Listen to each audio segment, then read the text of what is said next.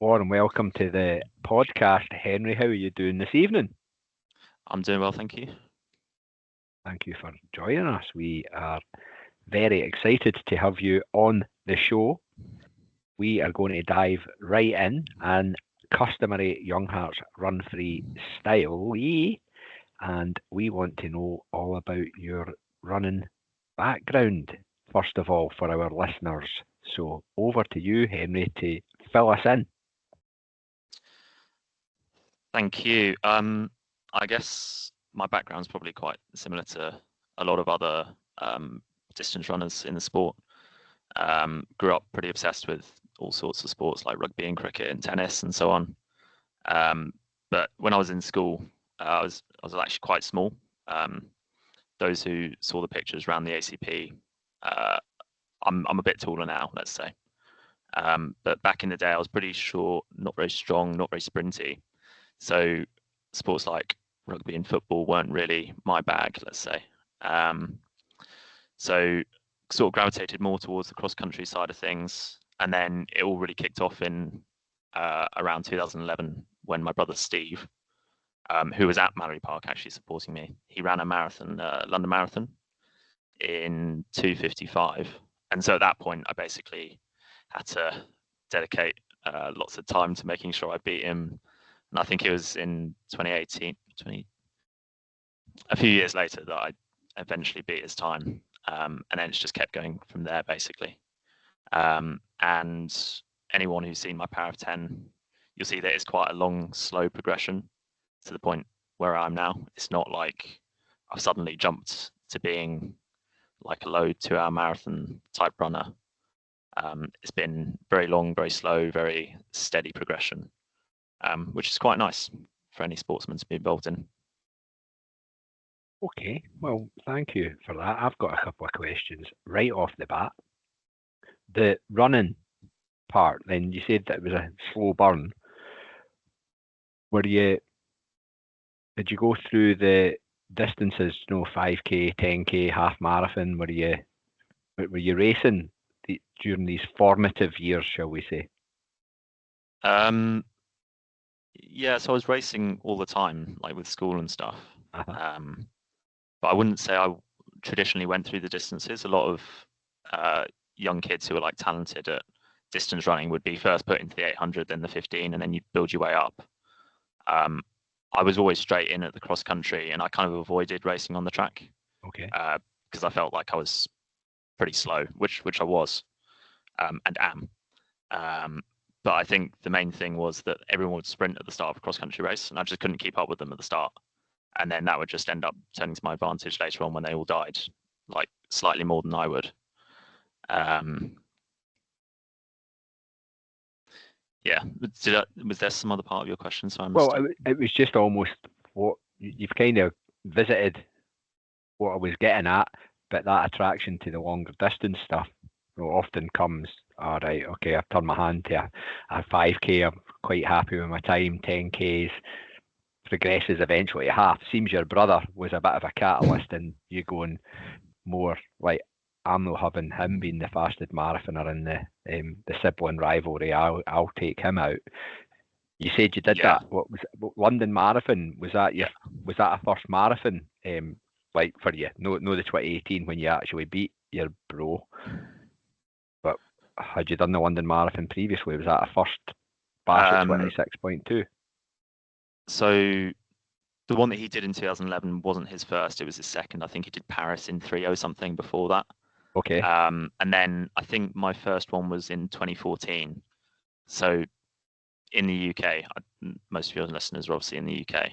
You can't run a marathon until you're 18. So as soon as I was able to run a marathon, I did. It was the Great Welsh Marathon, I think, down in Llanelli. I think I ran 3:17, so like way off target. And then I think it was probably my second one later in the year, or maybe the year after, maybe 2015. And it was Abingdon Marathon, I think, when I ran 2:53. So it was basically in the early days, it was all about the marathon because, I didn't really care about running a fast 10K time because it's not what my brother ran. So I needed to just beat his time in the marathon. Can I say that there's not that many people that we've spoken to, anyway, John, correct me if I'm wrong, who have been so quickly into marathon distance as soon as the 18-year sort of age thing passes. So that was something you were obviously geared up to do and trained up to do at that point in time. That, for me, is young. Do you know, just in the whole world of marathoning, and it doesn't happen all too often. Yeah. You don't see many 18-year-olds doing it. I guess I wouldn't say that I was particularly well trained for it. Okay. Like compared to the 10k times or 5k times that I was running back when I was 18. Not that they were particularly fast, but it's not like it really correlated with the marathon times I was running. I wasn't doing huge mileage. I wasn't doing like really long runs, but I guess you can't. Well, there's not many 18-year-olds who are doing massive mileage. There's not many 18-year-olds who've got a carrot dangling to beat their brother's time. That's true, yeah. So, you really helped me out there. So, you see your brother's name, Stephen? That's right. Yeah. Is Stephen still a runner? He's a bit older than me, so that's why he managed to do a marathon in 2011. He does a bit as Zwift. He doesn't really run. His back hurts. I think he's just he's got a family, like stressful job, so he doesn't really run so much anymore. And maybe part of the reason for that is that he would have to maybe aim to catch me up a little bit if he did start running again. Yeah. Are you competitive outside the family? Oh yeah, definitely. Yeah, like especially in sports and stuff. Done a bit of cycling before. I wouldn't say I did that competitively. I did a bit of duathlon. And for the first couple of years of university, I did a bit of rowing, which is obviously quite competitive as well. Mm-hmm. But especially with my family and Steve in particular. Just imagine Easter and Christmas.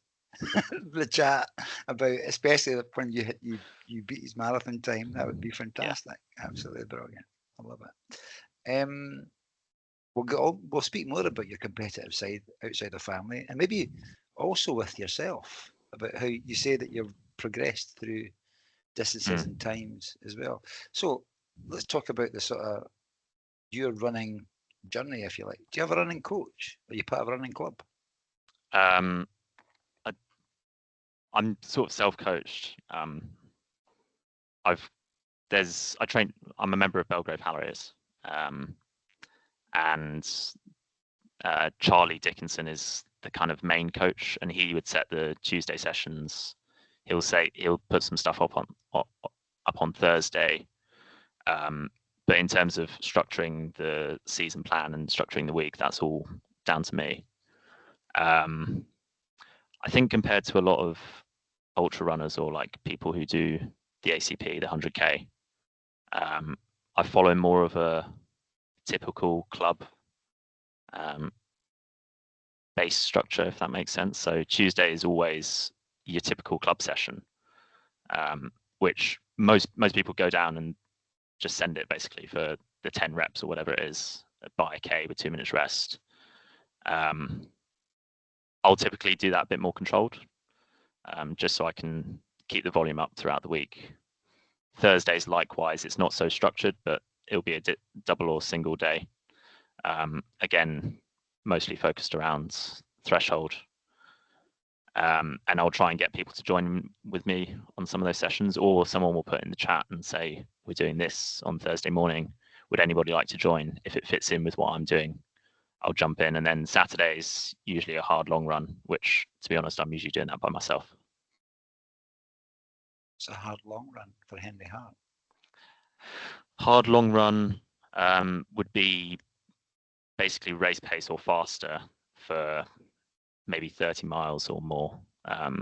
So in the build up to ACP, that would look something like a typical one would be 60k at 340, 350s. Sorry, I'm jumping around between miles and kilometers here, but that's probably about 6-minute mile pace for 60k, and you're practicing your carb intake during those hard long runs. And it's probably one of the areas which I've developed most in the last couple of years is rather than taking the long runs easy, sort of conversational pace, it'll be more at race pace or faster to try and push the adaptations that you need come race day. How many days a week do you train? It's 6 or 7. I don't really think about it in terms of days. It's more because you're running probably 10 or 11 times a week. It's more thinking about, trying to basically hit the mileage number, and however many times you need to run to hit that mileage number is how many times you run. So there'll be some triple days, some double days, the occasional single day. And if I'm traveling or something, I probably just won't run and do more mileage on the other days of the week. Are you at liberty to say what that type of number is? So mileage, the block just gone, to take an example, every week was over 220k, not including the taper and stuff. And then the average was just over 225, which I think is about 140 miles a week. Which I think that's pretty typical. Talking to people like Jason Kelly and Chris Richardson and Dougie Selman, they're all up at those sort of numbers and pushing a fair bit of intensity within that as well. Now, there'll be people listening, Henry, who go, wait a minute, 140 miles per week, who are going, I don't run that in a month and I'm goosed.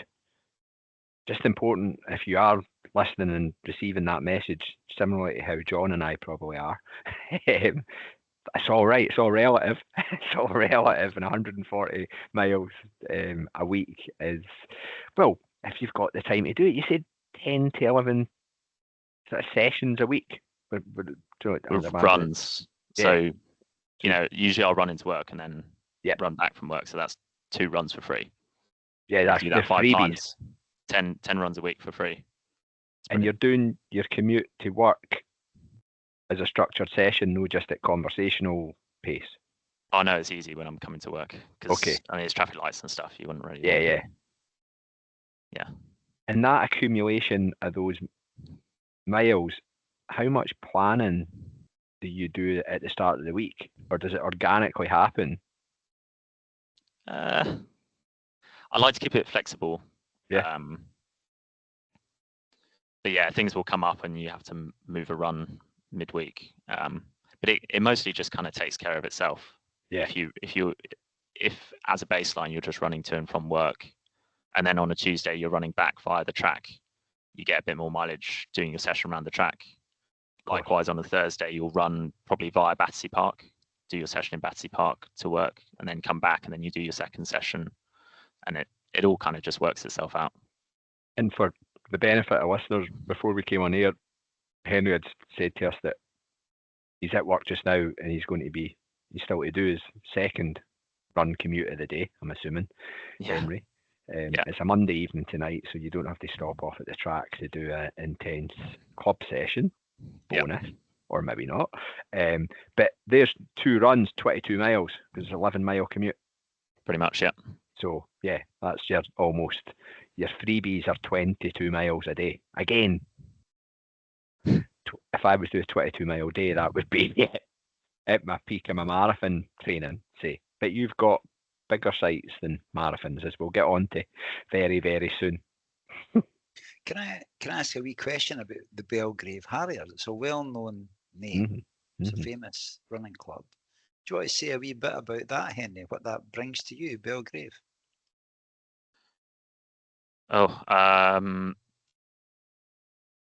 Well, like you say, it is a club with a lot of history, and particularly I think 10 to 20 years ago, Belgrave was really one of the maybe top 3 in the country. Kind of recently it's come off a bit, but we're now building back up, gaining a bit more of that reputation again, which then feeds back into gaining more quality runners to join. Like particularly our women's team is absolutely flying at the moment.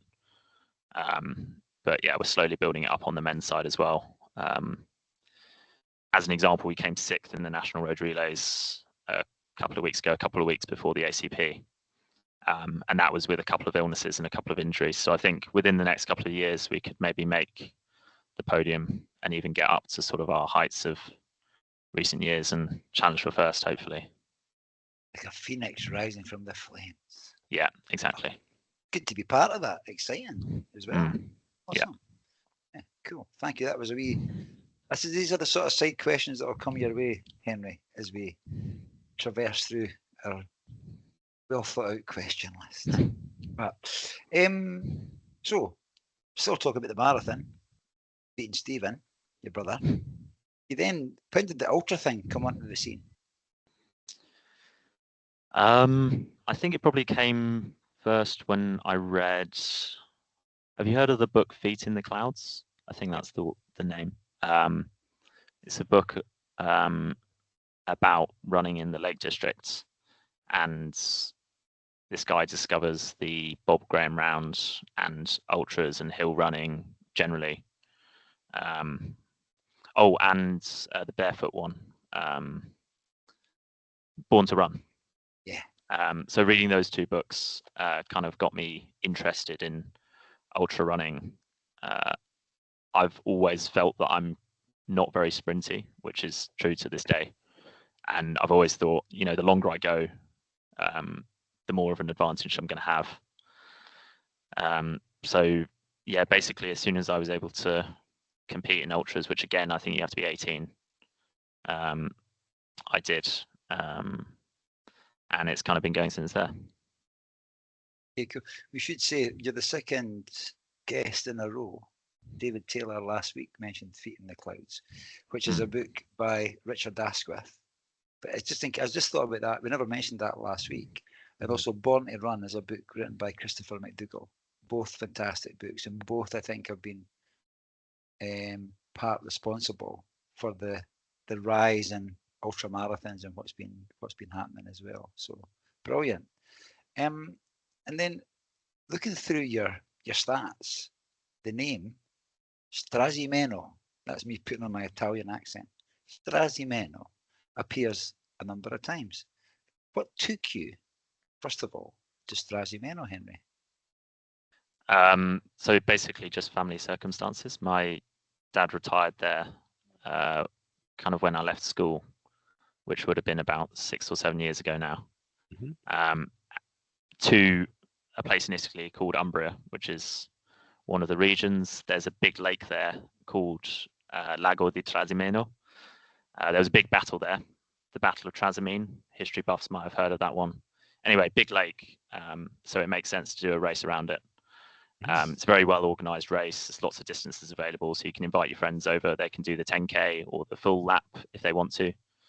And it's a good excuse to go out there, talk to the dogs, have a bit of a holiday, maybe drink some wine afterwards, visit some vineyards. It's a great race. I definitely recommend it. I'm in. Thank you. I'm signing up right now. I'll just walk the dogs. Oh, they'd love that. So you've done this event a number of times, Henry, and you've progressed as you go through it. How did you find the first experience? 58K, is that right? It's 58K, yeah. Yeah.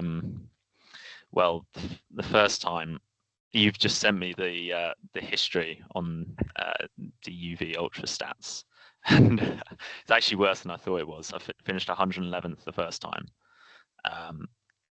Yeah, there was a lot of walking involved in that. I think I had food poisoning for the week leading up to the race, so I hadn't eaten anything basically. So that might be partly responsible. But then the second time I went back, did a little bit better, got a little bit further into the race before I started cramping, maybe in the last 10K, and then finally cracked it, I think 2 years ago, 2023, when I finally won it. And then last year, broke the course record, by a little bit more than I was hoping to, because when I go back next time, it's going to be even harder to break the course record again. You may leave some in the tank for that. Yeah. Okay. Full send it mode. And then you've been back this year as well, though. Yeah. a few weeks ago, like 8 weeks before the ACP. Yeah, and you took some more time off that course record. So it was only course record the time I did it this year. Ah, okay. Yep. Okay, cool. We should say that your first time, just for full disclosure, first time is 5:23.19. Yeah. Your most recent time was 3:19.18. So taking a good old chunk of time off the. Can you tell us a bit about the course? Is it undulating or is it flat? What is it like? It's pretty flat. There's a little hill at 11k, which doesn't really affect your pace much. It's more just disrupting your rhythm a little bit. But the main thing is that it's on, I think about 60-70% of it is on Strade Bianche, which are those kind of compact gravel roads. If there are any cycling fans listening, you'll know it from the Strade Bianche race. It's pretty fast. It's a bit like cinder track, but it definitely kind of saps your legs a little bit. So it's not ideal. Okay, how many people take part in this race? I'm just having a quick scan here. This year there was 322, so it's quite a big field, yeah. Yeah, that sounds right. Is that definitely the full distance? Because there's a number of distances. Yeah. It might be that many. Yeah. Yeah, well, the slowest person was 8:54, so I'm assuming it was that distance. Yeah. So 300-ish. Yeah, it's pretty big in Italy. They sometimes seem to. It kind of depends on the year, but sometimes they have motorbikes with TV cameras and stuff. So I think it's pretty big in Italy. Has your brother Stephen ever taken part in the Strasimeno 58k? No, he's probably listening now, and I'm gonna try and convince him again to do it, come out of retirement. But I doubt he will. He's actually been very good, helping me out with bottles and stuff 2 years ago. So if he wants to come back and do bottles, that would also be much appreciated. Go and say more about that then. So are there like checkpoints, aid points as you go around the course? Yeah. Yeah, I think it's every 5 or 10k. They've got like checkpoints with water, Coke, pineapple for people who like eating pineapple during ultra marathons. Really? Yeah, and like Lucozade or something. I don't know. I always try and get my own stuff prepared so I know what's in it, and know how many carbs and stuff. How good is Stephen at supporting? Oh, he's very good. Well, it helps that he's a runner, so he knows what is meant by, this pace or that pace, this K. Make sure you stand outside the aid station, hold the bottle still, sort of thing. So he's very good at supporting. What about that technical handover? Is that like an oil machine? Yeah. Yeah, good. Because you see on TV runners dropping bottles, and do you stop and go back, or do you just crack on to the next one? So but that's good if Stephen's on board with what you need. Because we've seen that at ACP, haven't we, Stephen, on the North Inch? We've seen that happen. Why? Go through that pit stop thing. Why? Henry will have experienced that in the North Inch in Perth. Yeah, I've not had any bottle issues so far. Okay. When we're standing at the pit stop part, we see it all. We see it all. There's always a few bottle incidents. Bottle incidents, diva moments, and that's just us. But no, it's good fun. It's great fun. I love it. That maybe takes us to ACP, Stephen. Well, let's go there. That's what the masses are here for, to be honest. The ACP. Now, what I first want to know is, you run for Scotland. You don't sound Scottish. Yeah. Stating the obvious. What's your what is it? Your dad, your mum, or both? So my dad's northern, as in from Lancashire. And my mum's from Aberdeen. So that's the Scottish connection. Yeah, I'm very proud to be English and very proud to be Scottish, and I'm very proud to have been twice on the winning Scotland team now, bringing the ACP back to Scotland, and hopefully for many years hence. Try my best not to stand up and go, yeah. Well, the thing is, there's more of that northeast hotbed of Scottish ultra marathoners, and in particular in the 100k distance, it seems to be a right proliferation in the blood from up in the northeast. So Henry, you're joining a very formidable stable there, I must say. Okay, when then did the opportunity present itself to represent Scotland in the ACP for you? Well, it would have been just before the first time round in 24. I had been eyeing it up for a bit because, you know, like we've been over, I've always felt like the longer distances are my thing. So to try and prove myself worthy of getting selection, I did that Strasimeno race, which kind of helped with showing that I have speed over the shorter ultra distances. And I also did the Thames Path 100k. It's pretty small, low key 100k, but it's from Putney to Henley, and yeah, it didn't really go to plan. I think it was 33 degrees on that day, so not ideal. But I managed to run 7:48, which was, I thought it was all right given the heat, and so did my expression of interest, said like I've run this marathon time. I think by that time I'd run 2:23 in the marathon at Frankfurt, so that helped as well. And then luckily came through. Adrian gave us a call, made sure that I was a real person, sort of got my background a little bit and vetted me, so to speak. And got the invite to Perth. And well, I didn't have a great day in Perth, but at least Scotland won. Well, very true. Can I ask a quick question? Was there ever a moment where, so John and I are both football fans, and if there's somebody particularly talented who could represent two countries, there's often a bit of a last-ditch effort from the other country to go, wait a minute, come and play for us. Was the English team, who, you know, are also, well, they're perennial winners of the Anglo Celtic Plate, or had been, were they sniffing about? I speak to you, Sarah. No, but I think they might be regretting it a bit now. Even better. I know fast your laugh. And I take Thank it, you.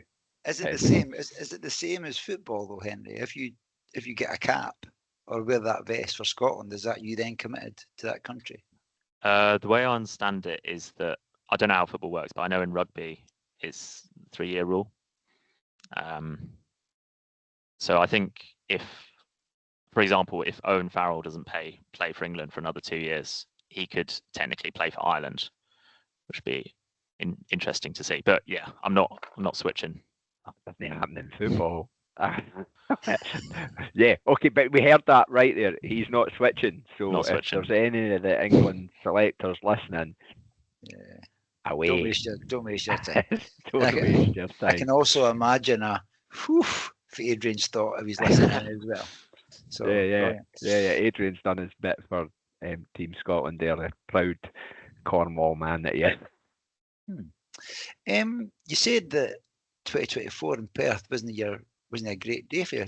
Talk us through it, Henry. How was your day? First time running for Scotland. So what was it like? How was your build up to it? Yeah, so first time running for Scotland, obviously, regardless of the result, massive honour and a great experience. You know, the team were brilliant. Jason Kelly was sorting my bottles and he did a great job. The whole team was really on point. I knew I was a bit off the pace coming in, missed a bit of training over the winter with a foot injury, which I couldn't get a handle on for a few months. And then I was a bit ill coming into the week coming into the race. And these are the kind of things which, if you have a good race, you kind of just forget. And, you know, I had a good race, whatever, but I had a bad race. So I guess I put it down to those things.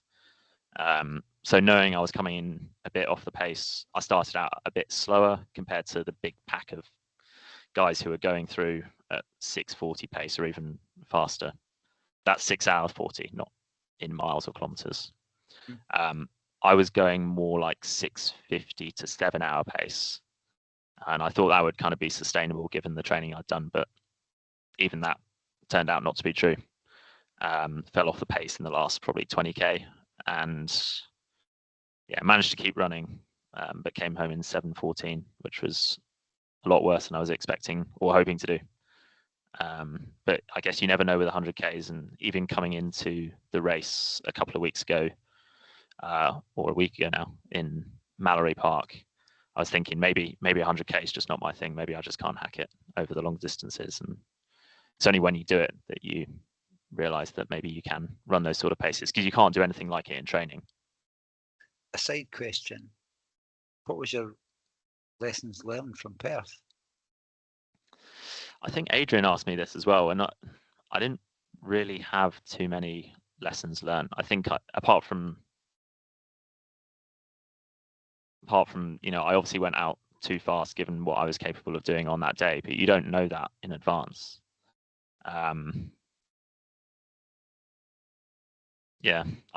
There are races which I learn a lot from, but I think that wasn't really one of them. Do you want to say a bit about Dougie Selman at Perth? Yeah, well, that's obviously very inspiring, and I listened to all his interviews afterwards to try and get a bit of knowledge from him. I guess the most striking thing about Dougie and his history is that he's come from an 800-meter background, running 151 for 800, which is obviously crazy.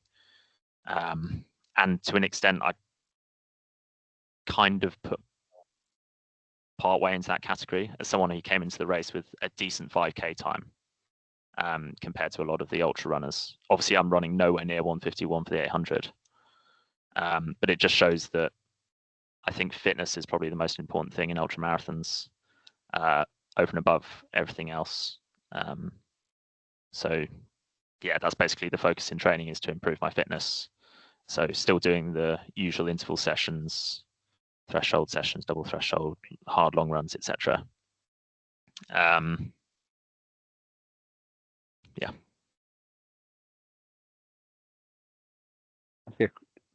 A quick question, because we're going to flip from Perth to your more recent experience pretty soon. Before we do so, the courses comparison, when I looked at Strava, Perth flat, really quite flat, with one mega hill, which is about maybe about 2 meters. That's the hill.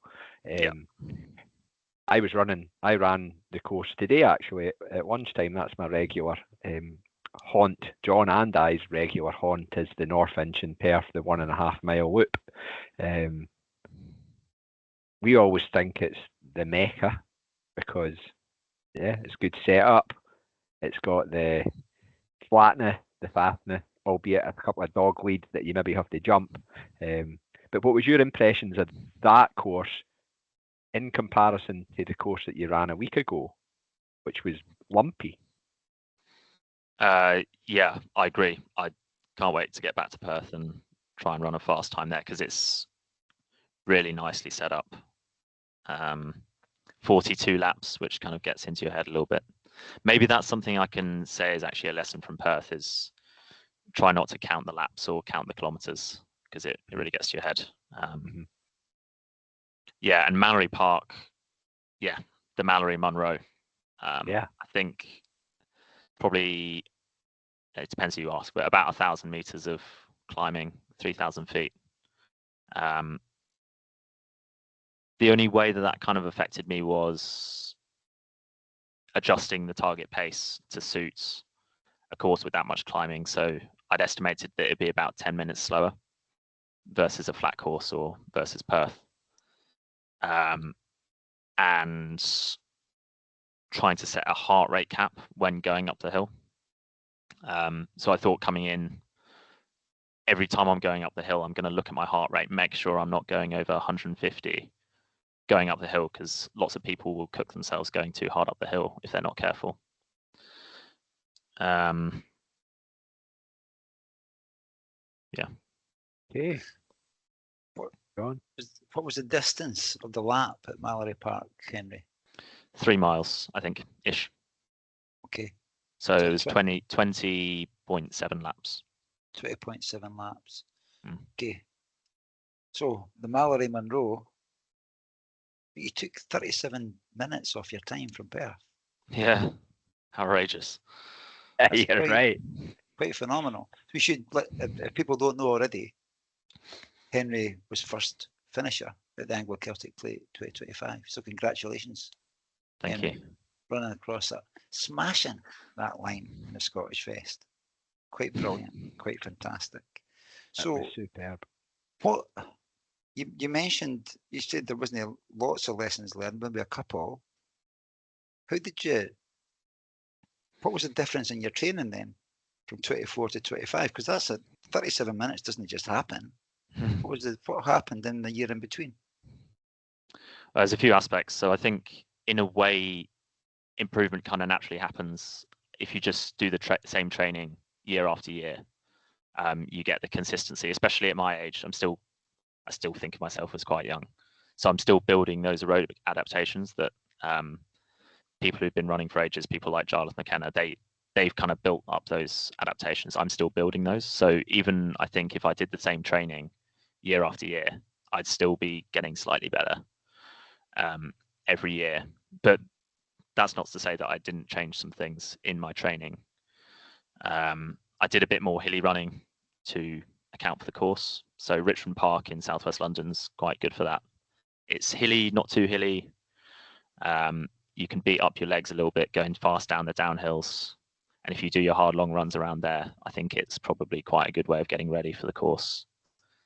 And then just generally doing more hard long runs, like I alluded to earlier, rather than just sort of pottering about and going conversational pace for 4 or 5 hours. I don't know if that's necessarily better training, but that's kind of the thing that's changed the most over the last year, I'd say. It's worked for you. See, on your harder effort long runs, are you doing them as in like structured pace, or is it almost, I think he alluded to saying 30 mile would be a long run. Yeah. Are you then doing like intervals during it to break it up, or are you just going at a steady race pace the whole time? It's pretty steady. Like I'll usually have the aim of going out at a certain pace, say like 6-minute miles or something. But there's been times when I've been going around Battersea Park doing my long run, and there are other guys, particularly in Belgrave or in the Cottage, which is another group in Battersea Park. They're doing some sort of session, which is part of their marathon session or at a certain pace. And if it's within 10-20 seconds per kilometer, it can kind of make sense to run with them for 30 minutes, an hour. Yeah. Even though it's maybe a bit faster than your target pace, just breaks it up a little bit. You get to run with people. It's quite nice. You don't have to think about like going the same pace for 3.5, 4 hours or whatever. So I keep it kind of flexible, but I know that I want to hit a certain pace for a certain time, and it's usually a bit faster than race pace, basically. Okay, thank you. If you're happy to divulge, Henry, what was your aim before the start of the ACP at Mallory Park? What were you hoping to achieve? My aim was primarily to be in the mix for the win, which is kind of an outcome goal. The process goal that comes along with that is to try and run 6:40, 6 hours and 40 minutes. And so kind of going into the strategy for the race, that basically involved trying to follow Giles McKenna, because I was pretty sure that he was going to go out at that pace and he'd be sensible on the hills. He's a very experienced guy. And so that's pretty much what I did for the first 45k. Okay, cool. I've got to say, the difference between first and second, between you and Sean Dixon, was 18 minutes. Yeah. Were you expecting that kind of gap? Or when did you sense the win? So I was getting some splits from the side of the road every lap, basically. So up until maybe 70k, it was, relatively tight within 5 minutes. And then after that point, it started really going out. So I thought, okay, the people behind me, they must be slowing down a lot. So if I just stay, even if I blow up a little bit and run 7-minute miles, I'll still probably be all right for the next 25k. As it happened, I was able to keep up the same pace, and everyone else behind me faded off. So it kind of just naturally grew to 18 minutes. And in the back of my head, I did have the idea of trying to go for a fastish time on the course. But obviously the number one goal and far surpassing everything else is trying to get the win. And I was actually kind of hoping that it would come down to a sprint, which I guess is pretty rare in 100k racing, but it happened last year with Doogie and James Turner. So I'd like to say I'd back myself in that situation, but I guess you never really know after 100k of racing. 24 in Perth, you were saying that you faded at the end. So what was the difference here? Was it just that year's training, that year's adaptation that you spoke about? Yeah, I wasn't injured at all over the winter, so I had a kind of a near perfect build up. I didn't have any niggles more than a day or two. I didn't really have any illnesses, so I didn't miss any training. In 24, it was really quite patchy, with weeks where my foot would hurt and I could only run like 100 miles a week or so. Sometimes less than that, sometimes a bit more, but just like really patchy and not consistent. I don't know if that's the main difference, but I did know in Perth, like 30k into the race and your legs are already starting to hurt, you know that there's big punishment coming your way, and so it turned out. That word consistency keeps cropping up, doesn't it, when the good things happen? Yeah. It's that, yeah. I did look, I must say, look is probably the wrong word, Henry. I admired with starry eyes your splits at Mallory Park in terms of that word consistent again. Mind-blowingly so, you can almost throw a blanket over your, I suppose, that 3-mile loop splits, just 19 minutes per lap, give or take, right to the end. You didn't falter at all. Was there any low moments? Was it the perfect day? It was the perfect day. I did surprise myself with the performance, and given it was like kind of hot, decent fields, etc. I didn't expect it to turn out like it did. In terms of the pacing, I was spending quite a lot of time in the last 40k just in fear of what could happen to my legs, basically. I've done maybe like five-ish ultra marathons now, and just sometimes you just don't see it coming and your legs stop working, and there's nothing you can really do about that. So I was just kind of in fear, waiting for that to come and trying to be sensible, not push the pace too early, even when you're kind of feeling good with 25k to go, 20k to go, because that's a lot of time, a lot of kilometers, which you can lose a hell of a lot of time on. So it was mainly just fear rather than like a low moment. I remember listening to Doogie's podcast with you guys, and he seemed to go through bad patches in the last 20k.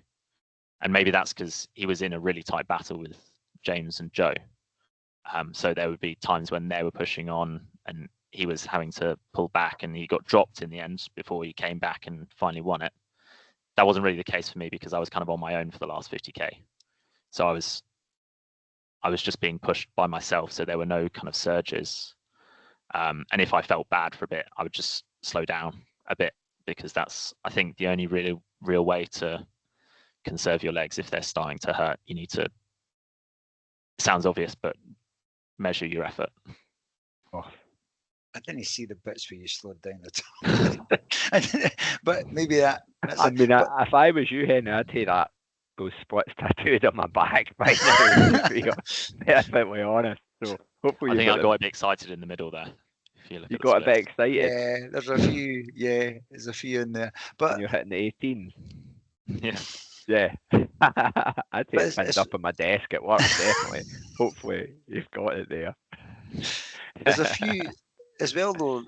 It's a different thing when you've got that running on your own as well, and you don't. Dougie had James and Joe, that Yeah. thing going on, that change a lead runner, but it's a different type of fight you've got to put on when you're doing it yourself. How important was the support from the Scottish team on the sidelines? So you can definitely tell that they're not giving you information at certain times, and I know they do that deliberately. I think they when I was gaining time on, well, at the time Rob Payne, who was in second for 20 or 30k, they were just saying, just like, keep going, you've got loads of time. I think they were not trying to overload me with information about what the time gaps were, which kind of helped me focus on the time gaps that I wanted to take myself. So when it was a bit closer, there were times when we were doing the switchbacks and I could take manual splits on my watch of when Rob would go past a bin. And then a few minutes later, I would turn around and go past the same bin, take a split. And so I could kind of control that myself rather than having to rely on what information they were giving me. I remember a couple of times in the race, like Rob Turner was encouraging me, saying, like, you're doing really well. You've got loads of time. Just not take it easy, but just don't worry. Jason was out on the course later in the race. It's all getting a bit foggy at this point. But he was out there saying, "Oh, you're on for 6:36. You're on for a really good time," and that's great to hear. But I wasn't really able to talk at that point and say, like, thanks for telling me that. But yeah, it's just great to know that they're supporting you. And my girlfriend Lauren was there as well, helping with the bottles flawlessly. Just gave me the bottles every time, and it worked ideally, which is what you want. You just want consistency and reliability from the pit stop. And Stephen was there as well, your brother. He was, yeah. So how important is that though, having Stephen and Lauren there?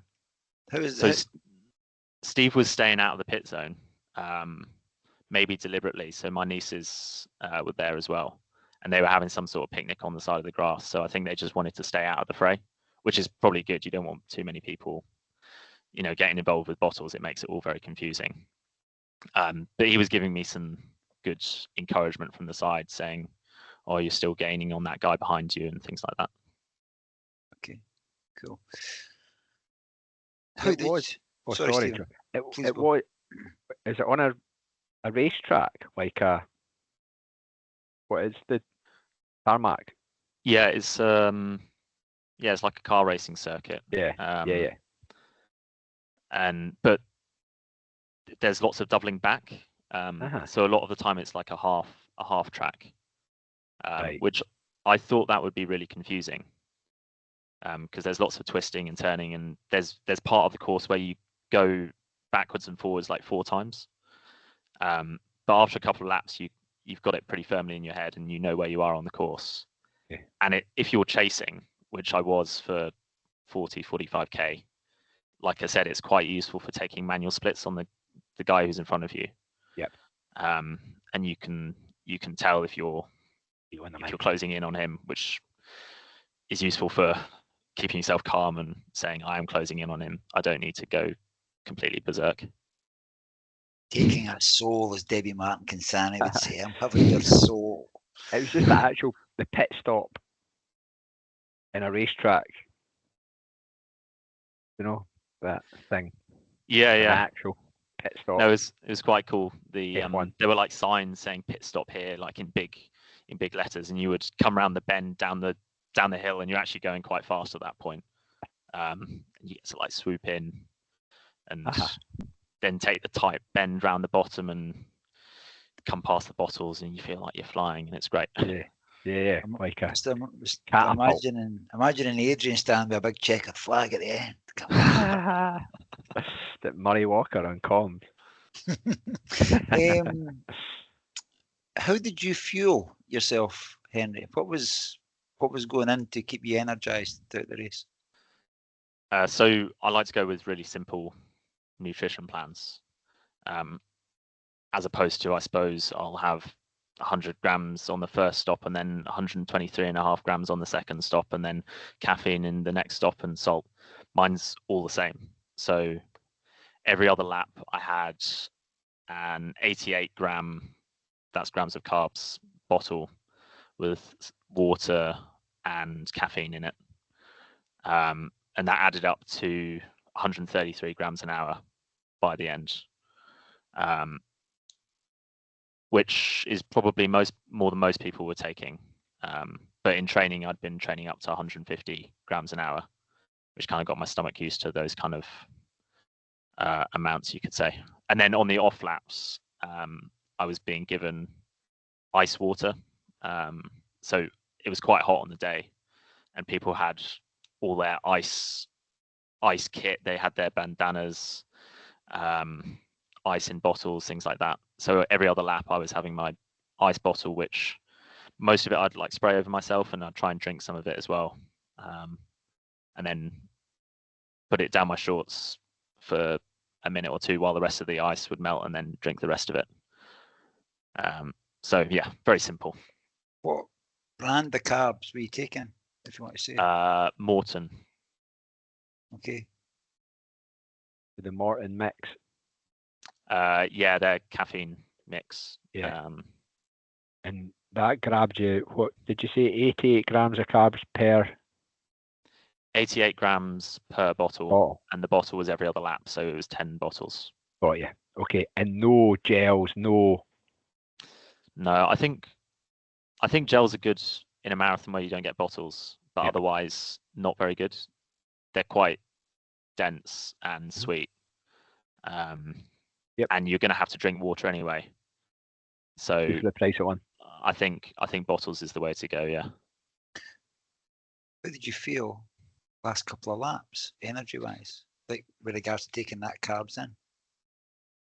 The last one was definitely difficult to take, but I think that's basically when you know you've got it exactly right. It shouldn't be easy to take it on after you've had nearly a kilogram of sugar, basically. But yeah, luckily no like unplanned pit stops. Again, I was just kind of running in fear, and I think I knew I'd got a pretty good chance of winning it at that point, but I just kept on trying to push it and make sure that I was keeping the pace up until the end. It's a lot of water to be taken in, or liquids to be taken in. Did you stop for a pee? I didn't stop for a pee, no. Wow. Okay. That's just to say that you've got it on the money in terms of your hydration nutrition plan, I'd say, because that would have sacrificed you a few seconds that you'd have probably then been. So you said the word fear a couple of times in terms of that being a motivation, especially towards the end, where it's like that. You never rested on your laurels by the sounds of things, and your splits. There was people, you said a few times also, Henry, that it was a warm day, and that was the reports that John and I were getting for our guys on the ground. Yeah. And you can see it, how that's affected other people in the field later on. I'd imagine that the weather and the warmth's been the uncontrollable aspect as such, but you tailed off because of that, which is absolutely understandable. You didn't have that tail off due to the weather. It must be the heat of London, the urban heat of London that's adapted you. Heat training, acclimatization. I don't know, because maybe the heat of London. We do a bit of sauna after Tuesday session, so that's a bit of a secret just for you guys. But that's a good way to get heated after as well. Okay. You hearing that, JC? Get yourself a sauna in the back garden. It plays a massive part, and as we go, Stuart Johnson was the very first person that sort of spoke about that with his West Highland Way a few years ago. It was really hot, and he said, "Well, you can train for the heat in Scotland, go in a sauna." Mm-hmm. We've heard a lot about that since. Sorry, Stephen. No, the other question I wanted to ask Henry was, that's your race nutrition. what does breakfast look like for you pre-long effort? So you got a staple. Pretty long efforts, like long runs. Like it would be before the ACP. Oh, before the ACP. Yeah. So however many hours you wake up before race. So for me, that'd be 2, ideally. If it was a marathon, maybe 3 hours.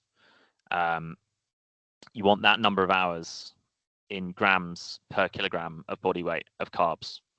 So for me, that was 140 grams in total, which was 100 grams of rice noodles and 40 grams of fructose powder for breakfast. I love that for breakfast. It's my favourite breakfast on a weekend. I'm sensing a man that likes his data. You've been talking a number of times about quite specific numbers, and you're then talking about going up the hill. You're checking your heart rate, and that brings me to a question as well about sports science and how it's maybe changed. Even the Morton mix drink. How do you think? And even going into we call them schwanks. Some people call them super shoes. Maybe in the last decade. What do you feel has changed in the last decade? But the last decade's been your running time, Henry. Really, what's changed in there?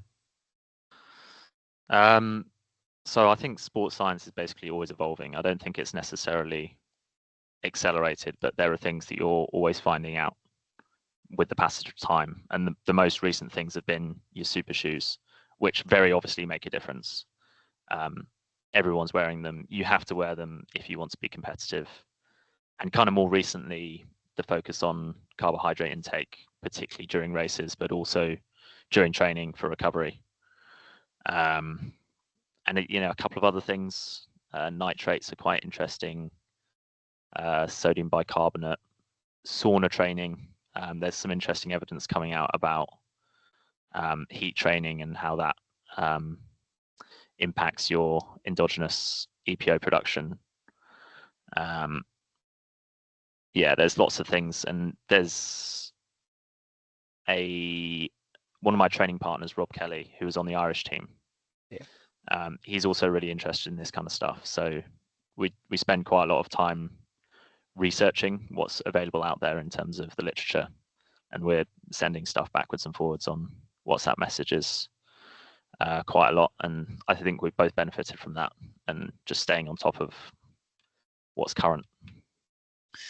I think it was Chris Richardson, Stephen. He loved a spreadsheet, didn't he? Chris? Oh yeah. His heat strategy for India was pretty interesting. I think he talked to you guys about that. He did indeed.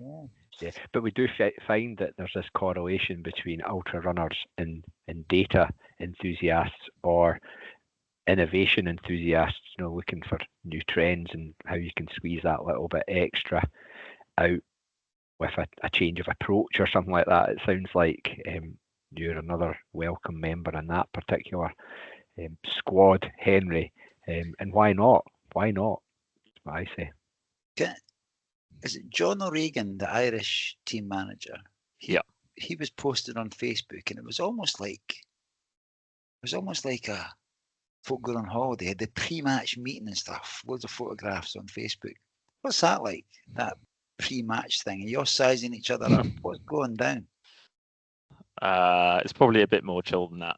I'm just there eating my rice, trying to get my carbs in. Robbie Britton's doing his speech about how, all the stuff that we've heard before, like you're not allowed to pace people of the opposite gender, all of the race rules that everyone's read like a million times. I don't think there's much sizing up going on. Okay, that's cool. I was hoping for some dirt there, but that's okay. Never mind. That's all right. And it all looked and the way that John does his Facebook stuff, everybody was very happy. It looked like nice weather. Folk were meeting up and catching up, because obviously a lot of the team, the support teams will know each other from previous years as well. So it's brilliant. Going back to kit, Stephen, I'm going to ask you, Stephen, to ask Henry about what shoes he was wearing. Henry, what shoes were you wearing? What did you have on your feet? I was wearing the Alpha Fly 3s, which they're kind of like the safe option, I guess. They're quite wide, good for tight turns in Mallory Park. They're quite like thick. I guess they're all thick, but the Alpha Flies are particularly thick and meaty. So going down hills, it maybe feels a bit better to go down. I did get a pair of the ridiculously expensive Evo Pros, the Adidas ones, a couple of weeks before the race, with a thought of, should I use these for the 100k, because I need every advantage I can get. And basically they've already started falling apart after 5k on the treadmill and 5k on the road. So it wasn't to be during the 100k. Wow, they're the kind of ones that are advertised or marketed as sort of one and done. They're supposed to last. You're supposed to use them for a tune-up, like 5k, and then a marathon. And it's kind of the outsole that's breaking. So I don't know whether you could like fix that and then make them actually last a marathon. But yeah, they're pretty brittle. I wouldn't recommend. Okay, yeah, well, that was a wise decision to stick with what you knew. Have you always been a Alpha Nike super shoe fan? Not really. So because I started running, well, not ages ago in the grand scheme of things, but pre-super shoe. Yeah. I always gravitated to the really super slim racing flats that all your racing snakes used to go after. So, like your Adidas Takumi Sens back when they were 140 grams for the super thin versions, the Mizuno Wave Universe, I think they were under 100 grams, maybe under 80. Asics Piranhas, those really like sort of minimal racing shoes. That's what I always used to wear for my races. And then come 2019, 2020, you've got this super shoe comes along. And for a while, I didn't want to believe it because I hate thick shoes. They feel cumbersome and like you're wearing clown shoes almost. But then, eventually you have to succumb after a year or two when it becomes obvious that you have to wear them. Otherwise, you're not a racist. Yes. Yeah. Everybody else is cheating. Sorry, everybody else is using. Only joking. How was that transition, Henry? It's weird at first. For the first couple of races, it feels like you shouldn't be running fast because they're heavy and they're big, and it just it feels like you're running on pillows. But yeah, after a couple of runs, and once you see all the evidence come out, you don't really have a choice. You have to go with the fastest option. Do you think also that they helped with recovery? Because I do hear a fair bit of that. Yeah, people say that. I don't think there's any evidence for that. But I think it makes sense that it would help with recovery. Because the way that they're supposed to work is that instead of storing energy in your calf muscles and your Achilles, you're storing energy in the foam instead. And the idea is the foam is energetically more efficient than your calf muscles and Achilles. So it would make sense that because you're doing less work with your Achilles or storing less energy in your Achilles and your calf, it would make sense that you would be less prone to injury. But like I say, I don't think anybody's actually shown that to be the case yet. I personally mostly run in just normal old shoes, like 20-pound Decathlon shoes for most of my runs. It's taken till the 12th of May 2025 for somebody to explain that to me about these super shoes. So thank you very much, Henry. I'm sure a lot of the listeners will understand as well. Don't go off my word. There's this guy called Jeffrey Burns, which people can look up. He's got some really good articles explaining in very basic terms how they work, and I think it's quite useful to understand that from a mechanistic point of view for runners. Yeah, because until this point, I've been thinking, what's the big deal? What is the big deal? But you've explained it, so thank you. For Henry's benefit, listeners will already know this. John's never ran in a pair of said super shoes. Impressive. Just 2025. One of his things on his to-do list is to give them a whirl to see if he has a wee boost. Or maybe nobody's noticed yet, Henry. Oh, Okay. nonsense. So, yeah, and your feet were all fine, by the way, Henry. No issues. No. Yeah, all good. I think, yeah, that's another reason for the Alpha Fly choice is Yeah. that I've had a few pairs previously, and so you do your long runs in your old shoes, you get Yep. your feet all blistered up, and by the time you come to race, you're fine. There you go. Wise words, John. Running kit. Shoes are obviously a part of running kit, but what's your favourite running kit, Henry? This is quite a tough question because generally with running kit, especially racing kit, I'm trying to lose kit, not go too heavy on the racing kit. So it's quite hard to say that I really like this vest or I really like this pair of shorts.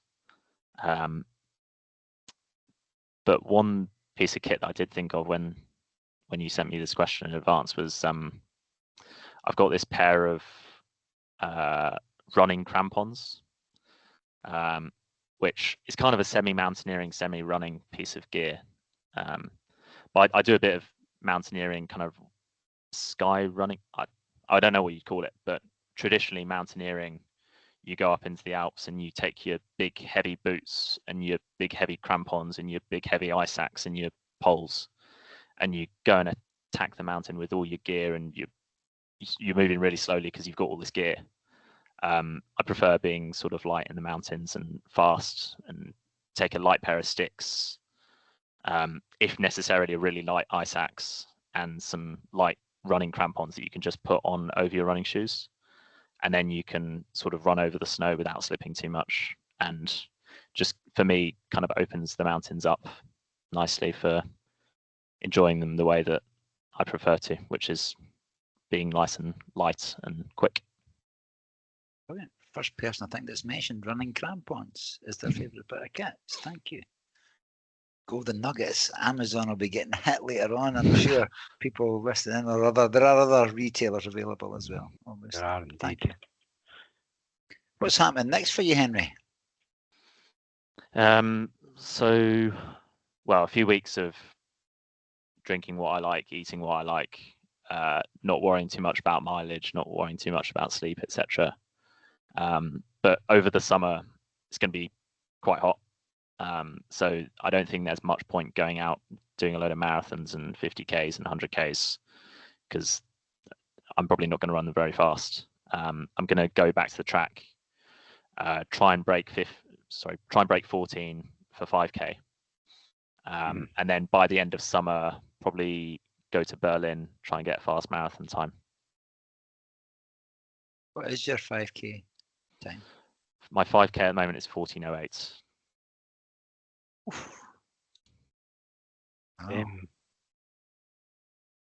Was that 5,000 meters on the track? No, that was on the roads. Was it? Yeah. Okay. Magic. And your marathon PB's at 2:23 at Frankfurt. 2:18:45 in Berlin last year. Okay. 2:18:45. Ambition would be to better that in 2025. To better it, yeah. I don't have a firm idea of what I want to run yet. Okay. But definitely faster than 2:18, yeah. We can put a link to Adrian Stott's blog. Yeah. Adrian and Henry had a chat. It's a fascinating read. There was mention in there of Kenya, Henry. Speak to us about Kenya. Oh, yeah. Yeah, I almost forgot about that. Thanks for bringing it up. So that was, I think, between 12 and 10 weeks out from the ACP. And part of the motivation was I want to go there and try and get faster. And part of the motivation was also Kenya's a cool country, new experience. Why not go there for 2 weeks? I would really recommend going, and if you can, go on your own, because you meet lots of people there, like particularly runners who are like-minded, and you'll learn a lot from them, just speaking to them and seeing how they do things. There's obviously the altitude element. I think from the evidence is actually not very good for traditional altitude training where you live high and train high. Mm-hmm. But the motivation was more, you're kind of surrounded by people in Iten, which was the town that I was staying in, and where most people will go if they go to Kenya. You're surrounded by people who live and breathe running, and you immerse yourself in it for a couple of weeks. The food's really like super healthy. There's loads of it, 5 meals a day if you want. Tea is always available. There's the gym, there's the saunas, there's the swimming pool. Everything's super cheap. I think there are like 1,000 professional athletes living in Iten, which would be unheard of in the UK.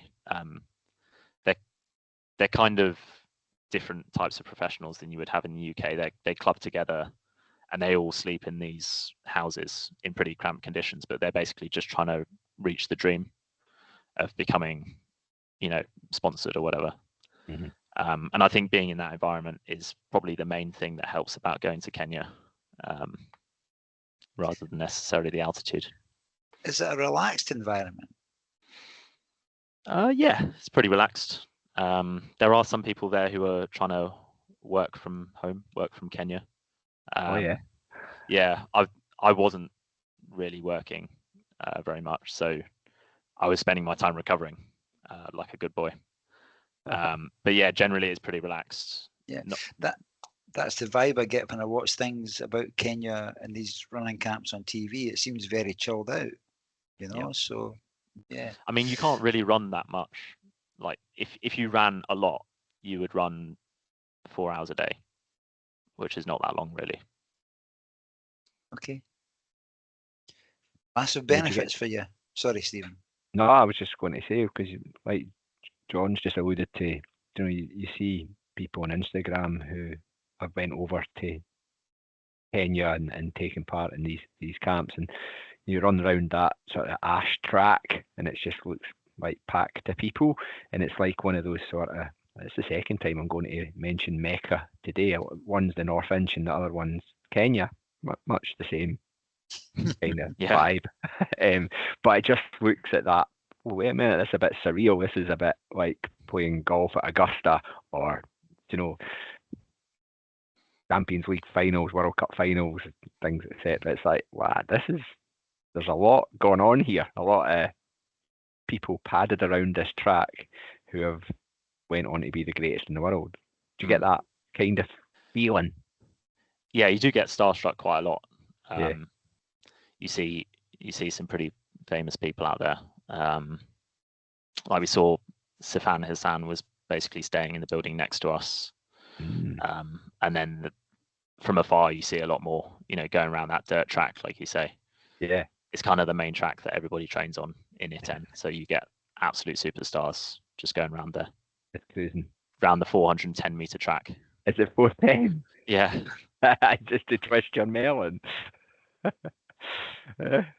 410 meters. Why am I so slow?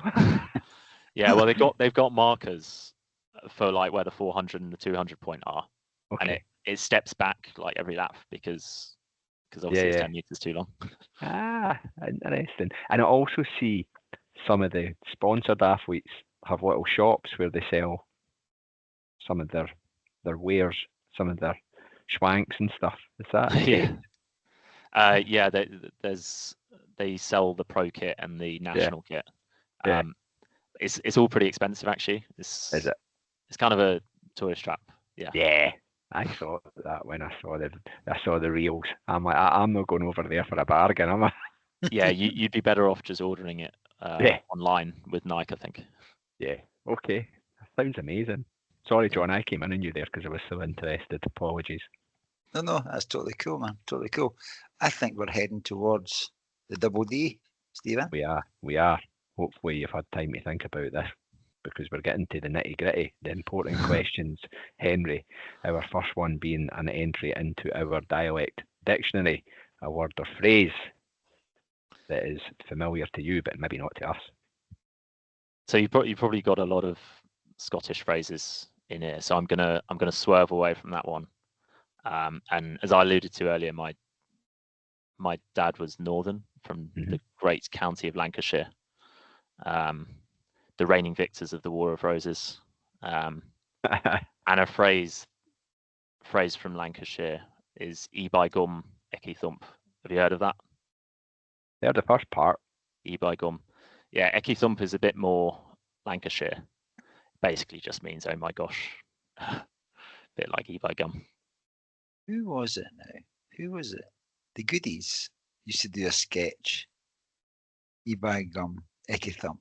I'm sure they had a song about that. So, but I never realised it was from Lancashire. So, yeah, I've heard it before. It's definitely been mentioned in dialect dictionary terms, Stephen, is it? No, it has not. It has not. Is there a town or city in Lancashire that was your dad's home? Yeah, Blackpool. Blackpool. Yeah. Many great holidays in Blackpool. I can remember. That's from a different part of my particular career, so to speak. Thank you, Henry. I thought into the dialect dictionary for Lancashire, I think. Much appreciated. I'm going to pass you over to John for the final question.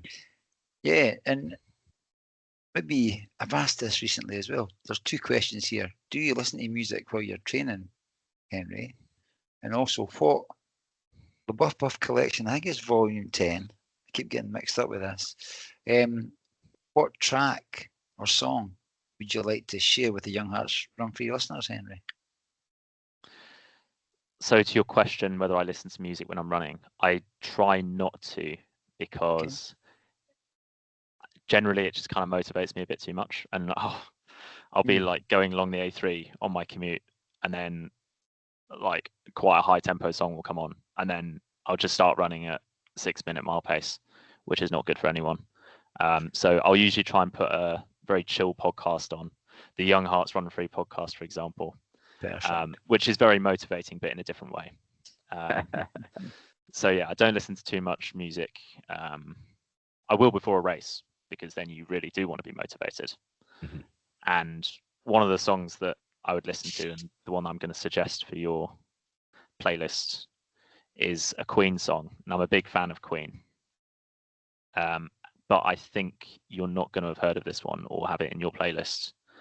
But sticking with your Young Hearts Run Free theme of the Road to Tokyo, it's a song in Japanese by Queen called Te o Toriate. Have you heard of that? No. I'm a big Queen. I'm a massive Queen fan. It's a banger. I'm surprised. So you're maybe going to have to spell that track title for us, please, Henry. Sure. It's TEO space TORRIATE, I think. We'll get it from that, I'm sure. Yeah. Stephen, I've got it. Let us cling together. Yeah, I think that's what it means in Japanese. I don't speak Japanese, so yeah. Stephen will translate that for us imminently. I'm fluent in Japanese. Yeah. So I do a weekly Young Hearts Run Free in Japanese now, but it's actually okay. It's taken off fairly well. It's okay. You wouldn't get it. You didn't speak Japanese. I love when people... I'm looking forward to listening to this song because I've never heard of it. Yeah. So it's now added to the playlist. Thank you, Henry. I love when people bring music I've never heard before. I thought I'd heard all of Queen's greatest works. There you go. Something I never knew. So thank you very much for that, Henry. And thank you so much for your time. It's been absolutely fantastic. I'm delighted. Thanks for having me on. Congratulations again on your performance at the Anglo Celtic Plate. And I think when I was reading the DUV stuff and the Strasimeno and all that progression I've seen there, I'm not surprised in what you've done, but it was still a big chunky 37 minutes to take off from Perth to Mallory Park. So, but the way you've described that, and the way you've described how you're not saying driven by data, but you've got an interest in data, and it's that application. And as Stephen has alluded to, you're going to run home after this. That's the dedication side of stuff, getting things done and training at a very high mileage that most people will never ever get to. But that's what you've got to do to achieve the results that you've done. So I'm going to hand over to Stephen to say a final wrap up. But Henry, thank you so much for your time. It's been an absolute pleasure speaking to you. Thank you. Thanks, guys. No, I think you said a couple of things that really hit home. One was that you're not very sprinty. I get what you're meaning there, but there'll be people listening going, a not very sprinty lad who's just probably, and will achieve this, go under 14 minutes for his 5k time. So yeah, not very sprinty to you, but very sprinty to John and I. Okay. Can't wait to see you back in Perth on the flatness of Perth in appropriate footwear, battering round there. That's going to be a memorable occasion. And the last thing is, I really think you need to speak to Stu Johnston at some point about a shared love for what goes in carbs and sodium and all that kind of stuff, because there were things you were saying, I was like that. I'm going to WhatsApp Stu Johnston and hook Henry up with him, because you get on like an absolute house on fire. Go listen to Stu Johnston on the podcast if you can, Henry. I think you'd love it. Thank you so much for taking the time out to speak to us. Enjoy your run home. It's been an absolute pleasure. Thank you, guys. No worries.